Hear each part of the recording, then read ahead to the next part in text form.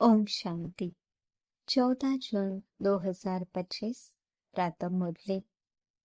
मीठे बच्चे, तुम्हें अब ज्ञान का तीसरा नेत्र मिला है, इसलिए अब तुम्हारी आंख किसी में भी डूबनी नहीं चाहिए। मीठे बच्चे, तुम्हें अब ज्ञान का तीसरा नेत्र मिला है, इसलिए अब तुम्हारी आंख किसी में भी डूबनी नहीं चाहिए। प्रश्न: जिन्हें पुरानी दुनिया से बेहद का वैराग्य होगा, उनकी निशानी क्या होगी? जिन्हें पुरानी दुनिया से बेहद का वैराग्य होगा, उनकी निशानी क्या होगी? वो अपना सब कुछ बाप को अर्पण कर देंगे, हमारा कुछ भी नहीं। बाबा, हमारी यह देह भी नहीं है, यह तो पुरानी देह है, इनको भी छोड़ना है। उनका मोह सबसे टूटता जाएगा, नष्ट मोहा होंगे। उनकी बुद्धि में रहता कि यहाँ का कुछ भी काम नहीं आना है, क्योंकि यह सब हद का है। ओम शांति। बाप बच्चों को ब्रह्मांड और सृष्टि चक्र के आदि मध्य अंत का ज्ञान सुना रहे हैं, जो और कोई भी सुना नहीं सकते। एक गीता ही है जिसमें राजयोग का वर्णन है। भगवान आकर नर से नारायण बनाते हैं। ये सिवाय गीता के और कोई शास्त्र में नहीं है। यह भी बाप ने बतलाया है। कहते हैं, मैंने तुमको राजयोग सिखाया था, यह समझाया था कि यह ज्ञान कोई परंपरा नहीं चलता है। बाप आकर एक धर्म की स्थापना करते हैं, बाकी और सब धर्म विनाश हो जाते हैं। कोई भी शास्त्र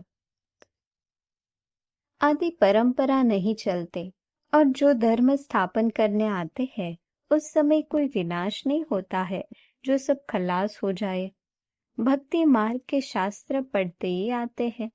इनका यानी कि ब्राह्मण धर्म का भी शास्त्र है गीता, परंतु वह भी भक्ति मार्ग में ही बनाते हैं, क्योंकि सतयुग में तो कोई शास्त्र रहता ही नहीं, और धर्मों के समय विनाश तो होता ही नहीं।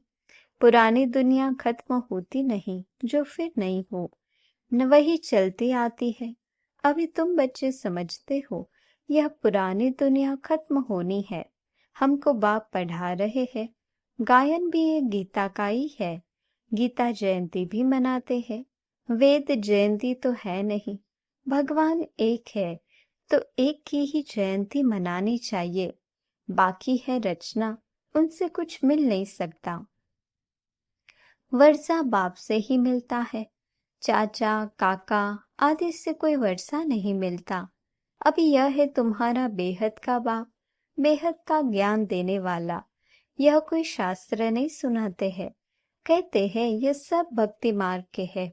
इन सब का सार तुमको समझाता हूँ। शास्त्र कोई पढ़ाई नहीं, पढ़ाई से तो पद प्राप्त होता है।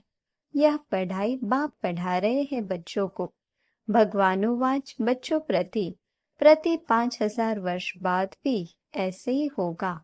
बच्चे जानते हैं हम बाप से रचता और रचना के आदि मध्य अंत को जान गए हैं।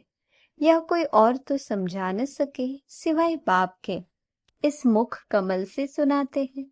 यह भगवान का लोन लिया हुआ मुख है ना, जिसको गौमुख भी कहते हैं। बड़ी माता है ना, इनके मुख से ज्ञान के वर्जन्स निकलते हैं, न कि जल आदि। भक्ति मार्ग में फिर गौमुख से जल दिखा दिया है। अभी तुम बच्चे समझते हो भक्ति मार्ग में क्या क्या करते हैं। कितना दूर गौमुख आदि पर जाते हैं पानी पीने। अभी तुम मनुष्य से देवता बन रहे हो, यह तो जानते हो। बाप कल्प कल्प आकर मनुष्य से देवता बनाने के लिए पढ़ाते हैं। देखते हो कैसे पढ़ा रहे हैं। तुम सबको यह बतलाते हो भगवान हमें पढ़ा रहे हैं। कहते हैं मामेकम याद करो तो तुम्हारे विकर्म विनाश हो जाए। तुम जानते हो सतयुग में थोड़े मनुष्य होते हैं, कलयुग में कितने ढेर मनुष्य है। बाप आकर के आदि सनातन देवी देवता धर्म की स्थापना कर रहे हैं। हम मनुष्य से देवता बन रहे हैं। मनुष्य से देवता बनने वाले बच्चों में देवी गुण दिखाई देंगे। उनमें क्रोध का अंश भी नहीं होगा। अगर कभी क्रोध आ गया तो झट बाप को लिखेंगे, बाबा आज हमसे यह भूल हो गई, हमने क्रोध कर लिया, विकर्म कर लिया। बाप से तुम्हारा कितना कनेक्शन है, बाबा क्षमा करना। बाप कहेंगे क्षमा आदि होती नहीं, बाकी आगे के लिए ऐसी भूल नहीं करना। टीचर कोई क्षमा नहीं करते हैं, रजिस्टर दिखाते हैं तुम्हारे मैनर्स अच्छे नहीं हैं। बेहद का बाप भी कहते हैं तुम अपने मैनर्स देख रहे हो। रोज अपना पोता मेल देखो, किसको दुख तो नहीं दिया, किसको तंग तो नहीं किया।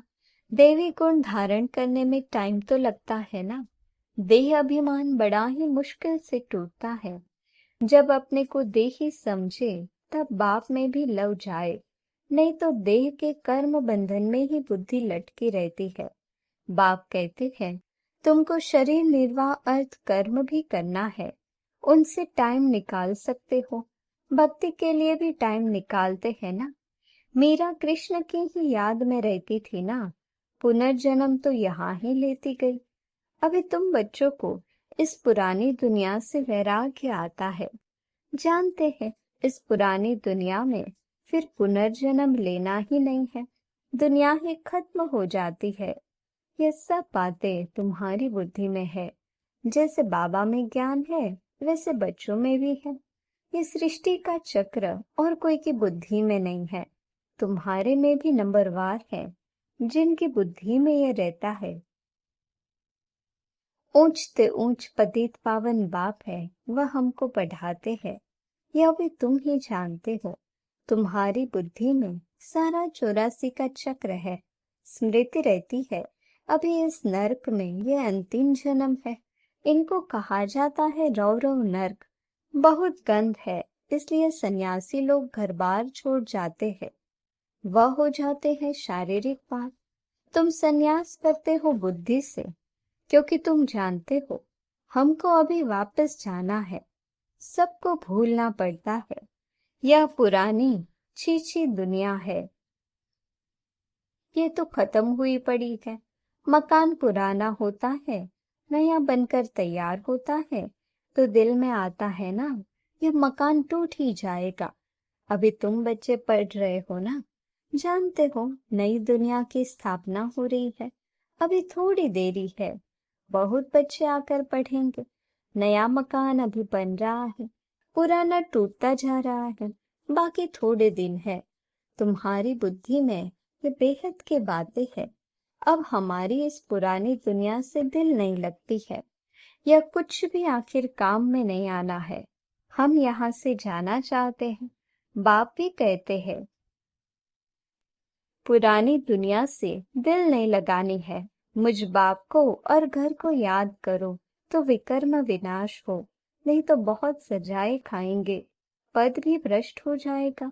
आत्मा को फुरना लगा हुआ है, हमने 84 जन्म भोगे हैं, अब बाप को याद करना है, तब विकर्म विनाश होंगे।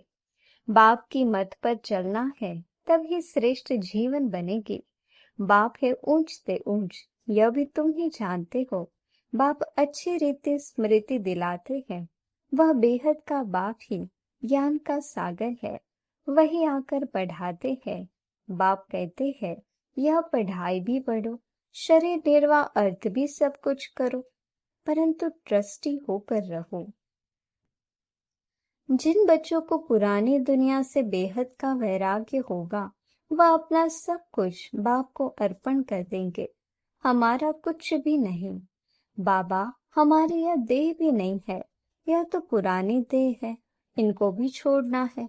सबसे मोह टूटता जाता है, नष्ट मोहा हो जाना है।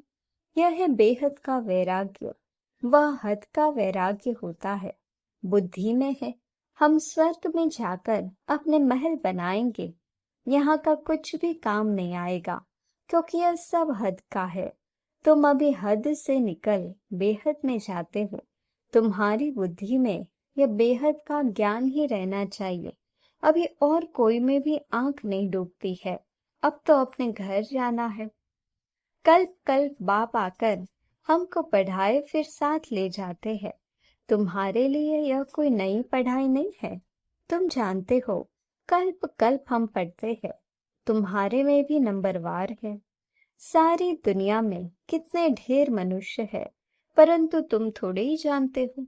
आहिस्ते आहिस्ते ये ब्राह्मणों का झाड़ वृद्धि को पाता रहता है। ड्रामा प्लान अनुसार स्थापना होनी ही है।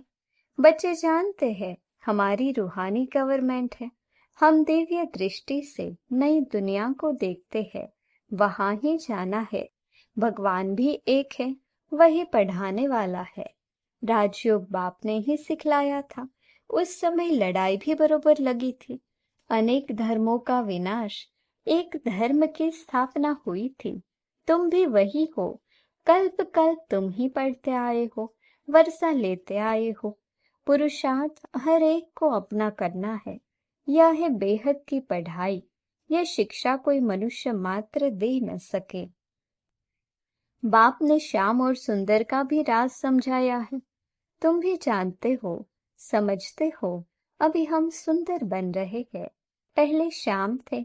श्री कृष्ण कोई अकेला थोड़ी ही था, सारी राजधानी थी ना।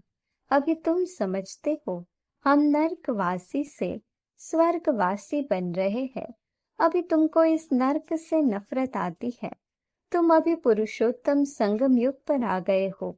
इतने ढेर आते हैं, इनसे निकलेंगे फिर भी वही जो कल पहले निकले होंगे। संगम युग को भी अच्छी रीति याद करना है। हम पुरुषोत्तम अर्थात मनुष्य से देवता बन रहे हैं। मनुष्य तो यह भी नहीं समझती कि नर्क क्या है और स्वर्ग क्या है। कहते हैं सब कुछ यहाँ ही है। जो सुखी है वह स्वर्ग में है, जो दुखी है वह नर्क में है। अनेक मत है ना। एक घर में भी अनेक मतें हो जाती है। बच्चों आदि में मोह की रग है, वह टूटती नहीं। मोहवश कुछ समझते थोड़ी है कि हम कैसे रहते हैं। पूछते हैं बच्चे की शादी कराएं, परंतु बच्चों को यह भी लो यानी कि नियम समझाया जाता है कि तुम स्वर्गवासी होने के लिए एक तरफ नॉलेज ले रहे हो, दूसरे तरफ पूछते हो उनको नर्क में डाले। पूछते हो तो बाबा कहेंगे जाकर करो। बाबा से पूछते हैं तो बाबा समझाते हैं इनका मोह है, अब ना करेंगे तो भी अवज्ञा कर देंगे। बच्ची की तो करानी ही है, नहीं तो संग दोष में खराब हो जाती है। बच्चों को नहीं करा सकते, परंतु हिम्मत चाहिए ना।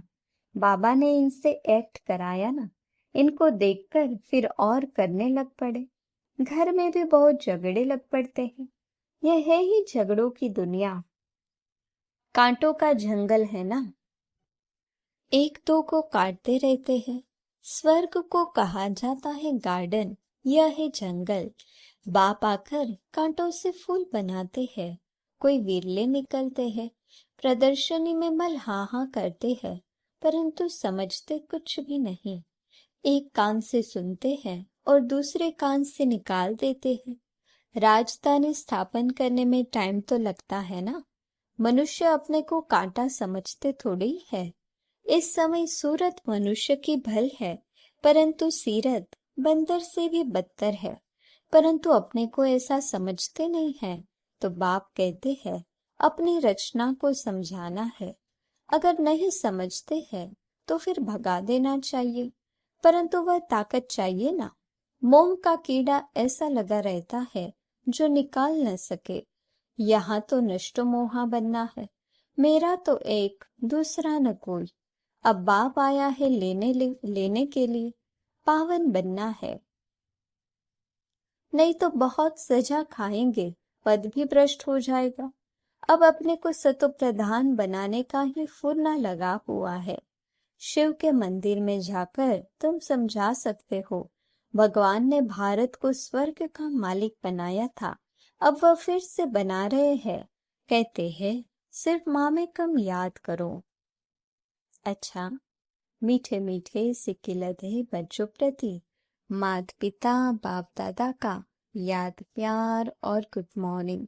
रूहानी बाप की रूहानी बच्चों को नमस्ते। हम रूहानी बच्चों की रूहानी बाप दादा को याद प्यार, गुड मॉर्निंग और नमस्ते। धारणा के लिए मुख्य सार। पहली पॉइंट, इस पुरानी दुनिया से बेहद का वैरागी बन अपना सब कुछ अर्पण कर देना है। हमारा कुछ भी नहीं, यह देह भी हमारी नहीं, इनसे मोह तोड़ नष्ट मोहा बनना है। दूसरी पॉइंट, कभी भी ऐसी कोई भूल नहीं करनी है जो रजिस्टर पर दाग लग जाए। सर्व देवी गुण धारण करने हैं, अंदर क्रोध का जरा भी अंश न हो। वरदान, कहना, सोचना और करना, इन तीनों को समान बनाने वाले ज्ञानी तो आत्मा भव। कहना, सोचना और करना, इन तीनों को समान बनाने वाले ज्ञानी तो आत्मा भव। अभी वानप्रस्थ अवस्था में जाने का समय समीप आ रहा है, इसलिए कमजोरियों के मेरेपन को व व्यर्थ के खेल को समाप्त कर कहना, सोचना और करना समान बनाओ, तब कहेंगे ज्ञान स्वरूप। जो ऐसे ज्ञान स्वरूप ज्ञानी तो आत्माएं हैं, उनका हर कर्म, संस्कार, गुण और कर्तव्य समर्थ बाप के समान होगा। वे कभी व्यर्थ के विचित्र खेल नहीं खेलते, सदा परमात्म मिलन के खेल में बिजी रहेंगे। एक बाप से मिलन मनाएंगे और औरों को बाप समान बनाएंगे। स्लोगन, सेवाओं का उमंग छोटी छोटी बीमारियों को मर्ज कर देता है। सेवाओं का उमंग छोटी छोटी बीमारियों को मर्ज कर देता है। अव्यक्त इशारे, आत्मिक स्थिति में रहने का अभ्यास करो, अंतर्मुखी बनो। अंतर्मुखी अर्थात मुख और मन का मौन रखने वाले। मुख का मौन तो दुनिया में भी रखते हैं, लेकिन यहाँ व्यर्थ संकल्प से मन का मौन होना चाहिए। जैसे ट्रैफिक कंट्रोल करते हो तो व्यर्थ की ट्रैफिक को कंट्रोल करते हो, वैसे बीच बीच में एक दिन मन के व्यर्थ का ट्रैफिक कंट्रोल करो। अच्छा, ओम शांति।